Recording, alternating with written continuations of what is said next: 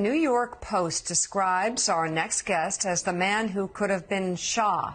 Reza Pahlavi is the son of the last Shah of Iran. He was a teenager at school in the United States when his father relinquished the throne in 1979. Iran was then transformed into the religious theocracy that we see today. And Reza joins us now. He remains focused on a goal of using nonviolent messaging toward igniting a revolution that replaces Iran's brutal regime. And thank you so much for being on the show this morning. It's good to see you. Thank you. I want to start by asking for you to describe the status of the regime in Iran as it stands right now, and within that, the support for it or lack thereof of the people of Iran. What do you think Americans need to understand about the people of Iran versus the regime that runs it? Good morning. Thank you for having me on your show. I will start by saying that after 40 years, the Iranian people had the ability to compare where our country was headed and where we are at now. Iran should have been by now the second Japan of the Middle East. Instead, we have become the North Korea of the Middle East. It's not because the people have changed. It's not because our natural resources are gone. It's the nature of a regime that from the very beginning had as an ambition to export an ideology at the expense of the Iranian nation, and rather of being in the mindset of prosperity, it's been in a mindset of expansionism. As a result, Iranians today who are facing poverty, 60% of Iranians live under the poverty line. Our currency has been devalued more than 10,000 times what it was at the time of the revolution. People are queuing for fuel and food, and instead they see billions of dollars spent on missiles and drones that are hitting other countries or helping the Russians in the campaign against Ukraine, while not a single penny is spent on the people themselves. Therefore, they have come to the conclusion that as long as this regime is in place, we will not see or have the opportunities, not just about liberties and freedoms, but also opportunities to grow and prosper. Mr. Pahlavi, there's clearly many in Iran who agree with what you're saying, but I'm not quite sure where the chinks are in the Iranian regime. You look at what happened in 2022. There was an enormous amount of coverage here in the United States, in Europe as well, of all of those very brave young Iranians who went out onto the streets and took off their headscarves.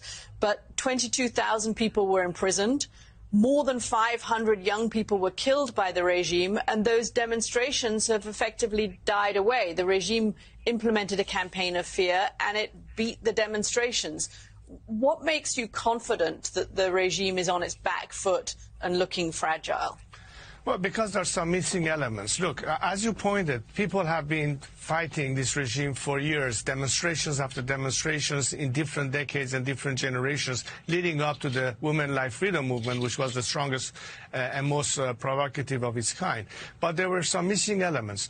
You cannot expect people who are completely defenseless and armless to fight an extremely repressive regime while not a single act of support have been given to them. Rather, money has been released to a regime that has been spending it even more on its proxy wars, but also in its campaign of repression at home. And there's only that much that you can do as a citizen, using non-violent method to ask for change, facing a regime that is extremely brutal, without getting any element of support from the outside world. And I must point the issue that, in fact, most of the movements of, call it liberation or saving yourselves from dictatorial systems or racist system, could not have happened in modern history without the tacit support of the Western free world. Example, Lech Walesa and Solidarity in Poland. Example, the ANC in South Africa. This was not possible without the application of either economic sanctions on those regimes, but also some tacit support. The two missing ingredients that we have had so far facing this regime has been lack of support from the outside world, which is why I've been calling for a policy of parallel to whatever is a campaign of maximum pressure, meaning economic sanctions on the regime. There is the necessity of also having maximum support. This is going to be the game changer.